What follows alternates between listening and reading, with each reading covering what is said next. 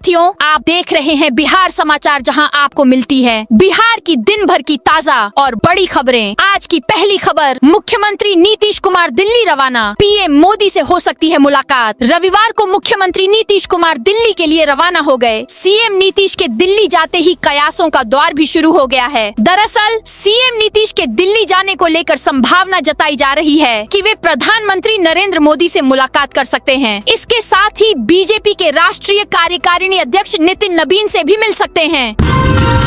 पटना से दिल्ली जाना 20 रुपए, मुंबई 34 रुपए महंगा हुआ। भारतीय रेलवे ने लंबी दूरी की यात्रा के लिए किराए में बढ़ोतरी की घोषणा की है। यह नया किराया 26 दिसंबर 2025 से लागू होगा। 215 किलोमीटर से ज्यादा का सफर करने वाले यात्रियों को अब हर किलोमीटर के लिए 1 से 2 पैसे अतिरिक्त चुकाने होंगे। हालांकि 215 किलोमीटर से कम दूरी की यात्रा करने वालों और मंथली सीजन टिकट होल्डर्स के किराए में कोई बदलाव नहीं किया गया है। रेलवे का अनुमान है कि इस बदलाव से उसे सालाना 600 करोड़ रुपए की अतिरिक्त कमाई होगी। गांधी मैदान में ट्रेनिंग कैंप पर रोक, मॉर्निंग वॉक और दौड़ पर नहीं। बिहार की राजधानी पटना के फेफड़े कहे जाने वाले गांधी मैदान को लेकर जिला प्रशासन ने एक बड़ा फैसला लिया है। मैदान में बेतहाशा बढ़ती भीड़ और आम लोगों को होने वाली असुविधा को देखते हुए अब यहाँ चलने वाले तमाम निजी ट्रेनिंग कैंप्स और कोचिंग संस्थानों के शारीरिक अभ्यास पर तत्काल प्रभाव से रोक लगा दी गई है। जिला प्रशासन ने यह स्पष्ट किया है कि यह कदम किसी व्यक्तिगत पाबंदी के लिए नहीं, बल्कि मैदान की व्यवस्था को सुचारू बनाने के लिए उठाया गया है। अब गांधी मैदान के बजाय प्रतियोगी परीक्षाओं की तैयारी करने वाले युवा दीघा और कलेक्ट्रेट घाट के किनारे पसीना बहाते नजर आएंगे।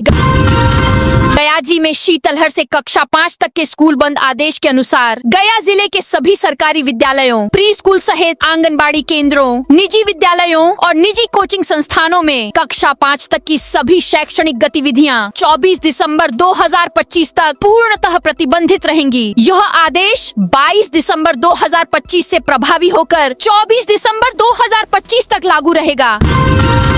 बिहार में हैंड ग्रेनेड का साथ पकड़ा गया आतंकवादी। भारत नेपाल सीमा पर रक्सौल बॉर्डर के पास मोतिहारी से सेना का भगोड़ा जवान गिरफ्तार हुआ। इसके साथ ही नार्को टेरर नेटवर्क का पर्दाफाश हुआ है। भगोड़े जवान की पहचान राजबीर सिंह और फौजी के रूप में हुई है। आरोप है कि राजबीर सिंह ने ड्रग्स तस्करी के बदले पाकिस्तान को भारतीय सेना से जुड़ी संवेदनशील सूचनाएं देता था। 200 करोड़ की लागत से बनेगा बीजेपी का नया हाईटेक प्रदेश मुख्यालय। बिहार भाजपा को जल्द ही एक नया मॉडर्न और हाईटेक प्रदेश मुख्यालय मिलने जा रहा है। राजधानी पटना में पाटलिपत के करीब पाटलिपुत्र जंक्शन के पीछे स्थित जमीन पर इस भव्य कार्यालय का निर्माण किया जाएगा। पार्टी संगठन को मजबूत करने और भविष्य की चुनावी चुनौतियों को ध्यान में रखते हुए इसे आधुनिक सुविधाओं से लैस किया जा रहा है। नीतीश सरकार अपनाएगी यूपी मॉडल। बिहार में निजी साझेदारी से एक्सप्रेसवे का निर्माण होगा। पथ निर्माण विभाग एक्सप्रेसवे बनाने को उत्तर प्रदेश का फॉर्मूला अपना सकता है। राज्य सरकार ने 7 निश्चय 3 में घोषित 5 एक्सप्रेसवे को मूर्त रूप देने की कवायद शुरू कर दी है। देश में सबसे अधिक एक्सप्रेसवे अभी उत्तर प्रदेश में हैं। इसलिए राज्य सरकार ने यूपी को ही मॉडल मानकर एक्सप्रेसवे बनाने की रणनीति पर काम करना शुरू कर दिया है। डॉक्टर नुसरत ने नहीं संभाला कार्यभार। राज्य स्वास्थ्य समिति ने 31 दिसंबर तक बढ़ाई तारीख। मुख्यमंत्री के कार्यक्रम से जुड़े घटनाक्रम के बाद विवाद में आई आयुष महिला डॉ नुसरत परवीन की ज्वाइनिंग पर सस्पेंस बरकरार है। शनिवार को ज्वाइनिंग की आखिरी तारीख होने के बावजूद संबंधित डॉक्टर ने न तो कार्यभार संभाला और न ही किसी प्रकार का आधिकारिक स्पष्टीकरण दिया। राज्य स्वास्थ्य समिति ने सभी आयुष चिकित्सकों के योगदान की तिथि को बढ़ाकर 31 दिसंबर कर दिया।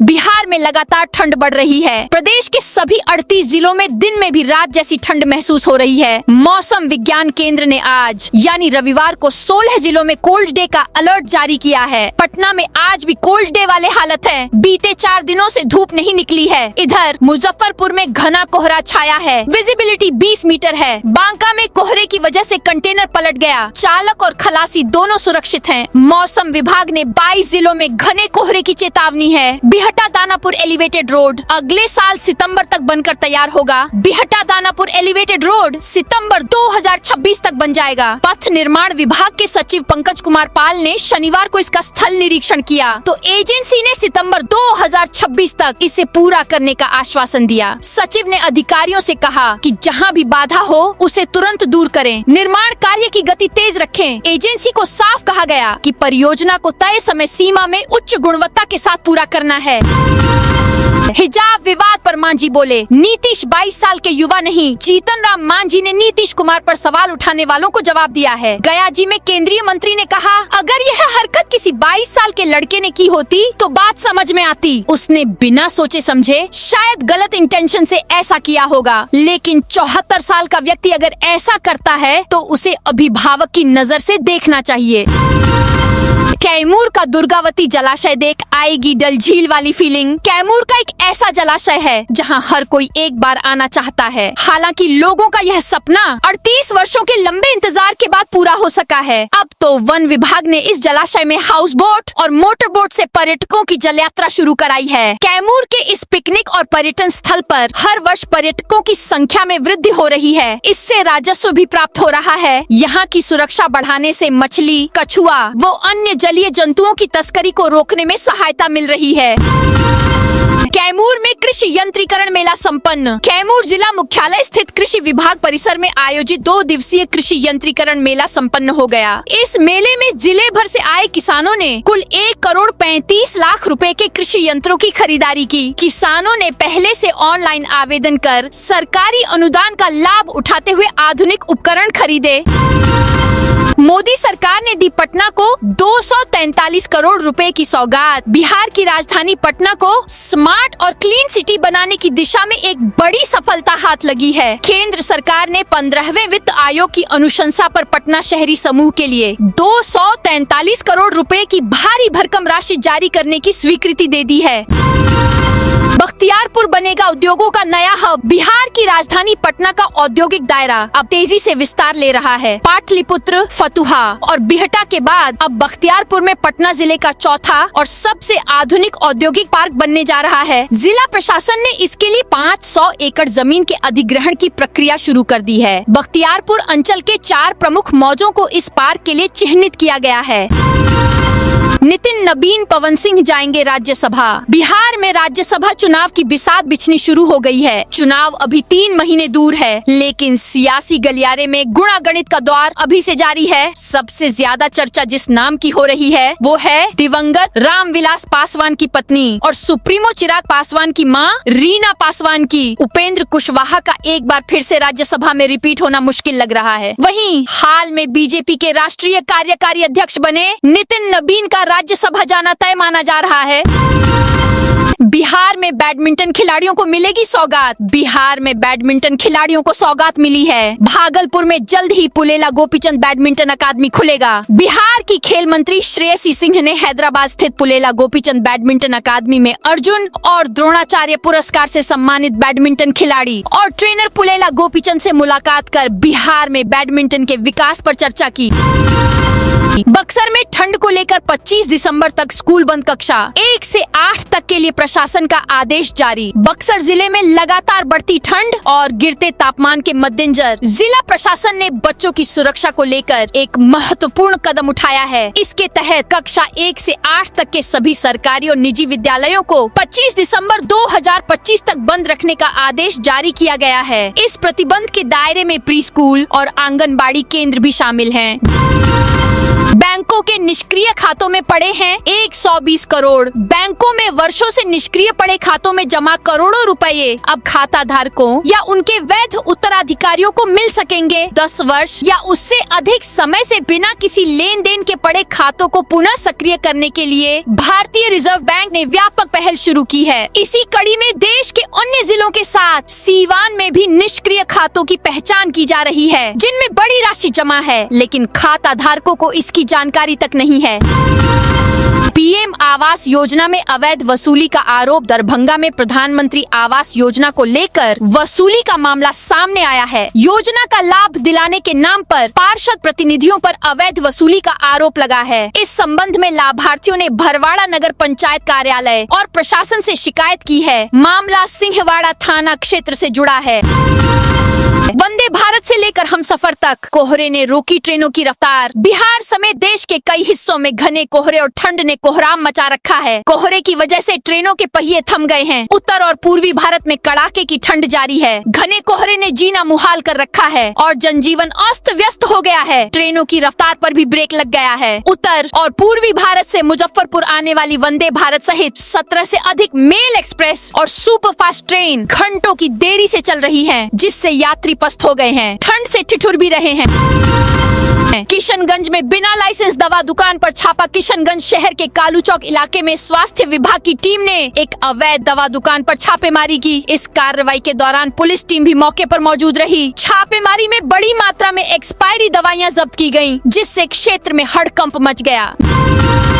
नया साल पर सुरक्षा को लेकर सार्वजनिक स्थलों पर 100 मजिस्ट्रेट पुलिस रहेंगे तैनात। क्रिसमस और नए साल के जश्न को लेकर प्रशासन अलर्ट पर है। 1 जनवरी को पटना जंक्शन और राजवंशी नगर स्थित हनुमान मंदिर के साथ जेपी गंगा पथ और आसपास के गंगा घाटों पर मजिस्ट्रेट के साथ पुलिस की तैनात रहेगी। इसी तरह डाक बंगला चौराहा समेत सभी चौक चौराहों, जू, इको पार्क, कुम्हार पार्क समेत अन्य सार्वजनिक स्थलों पर मजिस्ट्रेट की तैनाती होगी। डीएम डॉक्टर त्यागराजन एसएम के निर्देश पर मजिस्ट्रेट पुलिस अधिकारियों और जवानों की प्रतिनियुक्ति के लिए सूची बन रही है। जिले के सार्वजनिक स्थलों पर 100 मजिस्ट्रेट, 100 पुलिस अधिकारियों और 1000 से अधिक जवानों की तैनाती होगी।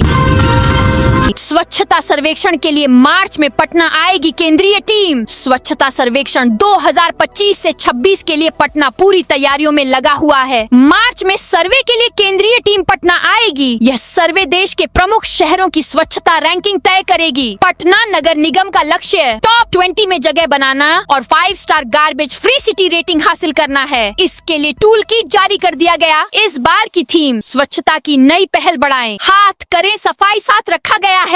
इस बार शहर की रैंकिंग कुल 12,500 अंकों के आधार पर तय होगी।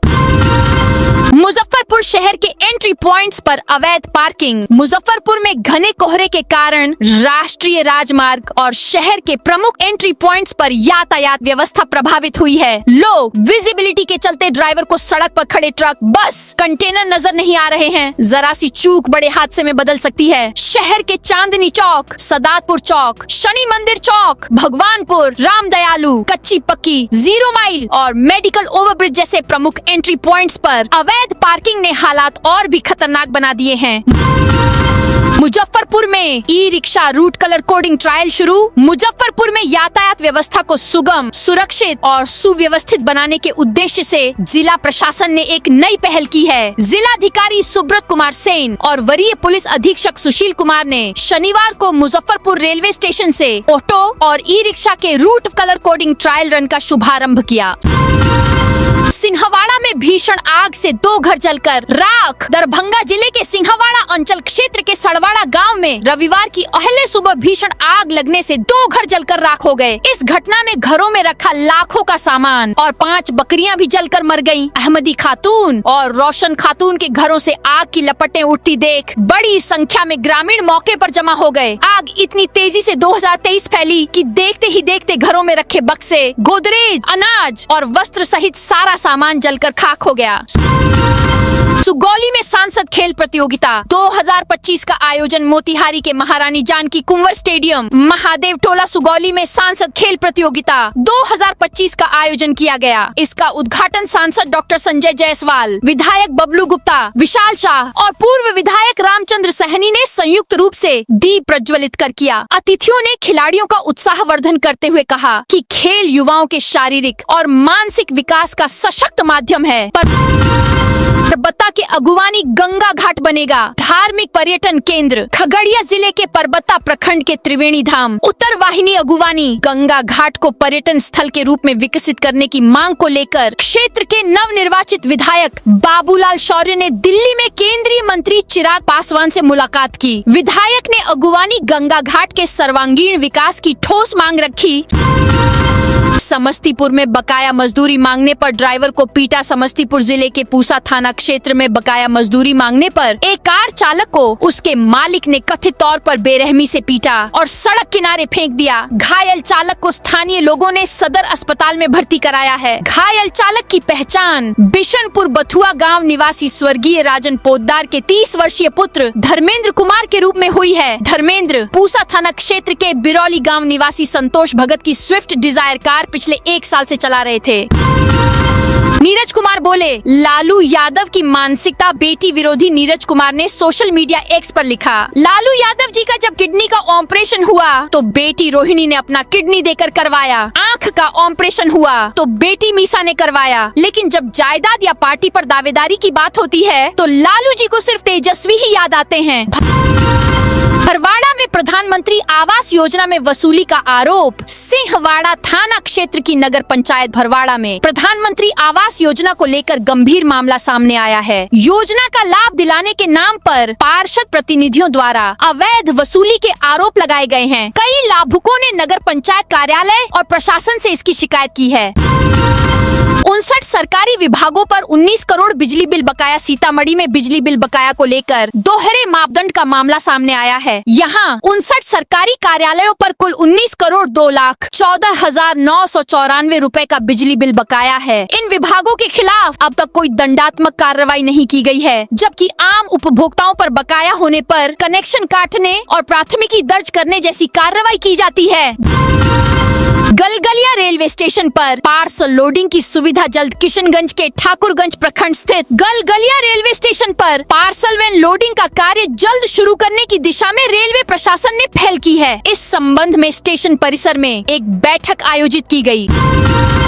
दरभंगा में अवैध हथियार ऑनलाइन फ्रॉड गैंग का खुलासा। दरभंगा के घनश्यामपुर थाना पुलिस ने बड़ी कार्रवाई करते हुए अवैध हथियार और ऑनलाइन फ्रॉड से जुड़े एक युवक को गिरफ्तार किया है। गिरफ्तार युवक के पास से एक देसी पिस्टल, 2 जिंदा कारतूस के साथ साथ ऑनलाइन ठगी से संबंधित कई अहम दस्तावेज और इलेक्ट्रॉनिक उपकरण बरामद किए गए हैं। थाना अध्यक्ष आलोक कुमार ने बताया कि शुक्रवार देर रात पुलिस सशस्त्र बल के साथ रात्रि गश्ती एवं वाहन जांच कर रही थी। इसी दौरान गुप्त सूचना मिली कि थाना क्षेत्र के मुंगरा गांव का एक युवक अपने घर में अवैध हथियार रखकर ऑनलाइन फ्रॉड का धंधा संचालित कर रहा है। अररिया में पंचायत सरकार भवनों का निर्माण तेजी से जारी। अररिया जिला प्रशासन के आधिकारिक फेसबुक पेज पर आयोजित एक लाइव सत्र में जिला पंचायत राज पदाधिकारी मनीष कुमार ने पंचायती राज विभाग की विभिन्न योजनाओं की जानकारी दी। इस सत्र में उनके साथ प्रखंड पंचायत राज पदाधिकारी सुमन सोरेन भी मौजूद थे। अधिकारियों ने ग्रामीण विकास और पंचायती राज व्यवस्था को मजबूत करने के लिए चल रही सरकारी पहलों पर प्रकाश डाला। मनीष कुमार ने बताया कि राज्य सरकार की सर्वोच्च प्राथमिकता प्रत्येक ग्राम पंचायत में विधानसभा सचिवालय की तर्ज पर एक मिनी सचिवालय स्थापित करना है। नालंदा में 5 दिवसीय लिटरेचर फेस्टिवल का शुभारंभ। नालंदा लिटरेचर फेस्टिवल की शुरुआत हो गई है। मुख्य अतिथि के बिहार के राज्यपाल आरिफ मोहम्मद खान ने कार्यक्रम का उद्घाटन किया। समारोह में तिरुवनंतपुरम से कांग्रेस के सांसद और लेखक शशि थरूर भी मौजूद रहे। 5 दिवसीय इस साहित्यिक आयोजन में देश विदेश के प्रतिष्ठित साहित्यकारों, चिंतकों और कलाकारों की भागीदारी होगी। गयाजी जंक्शन पर दून एक्सप्रेस से 48 जिंदा कछुआ बरामद। गयाजी रेलवे स्टेशन पर आरपीएफ ने ऑपरेशन विलेप के तहत बड़ी कार्रवाई की है। दून एक्सप्रेस से 48 जिंदा कछुए बरामद किए। कीमत करीब 24 लाख रुपए बताई जा रही है। सभी कछुए को वन विभाग को सुरक्षित सौंप दिया है। शिवहर में अतिक्रमण पर चलेगा बुलडोजर। शिवहर नगर परिषद शहर को अतिक्रमण मुक्त बनाने के लिए एक विशेष अभियान चलाएगा। नगर परिषद के सभापति राजन नंदन सिंह ने घोषणा की है कि इस अभियान के तहत अवैध अतिक्रमण हटाने के लिए बुलडोजर का उपयोग किया जाएगा।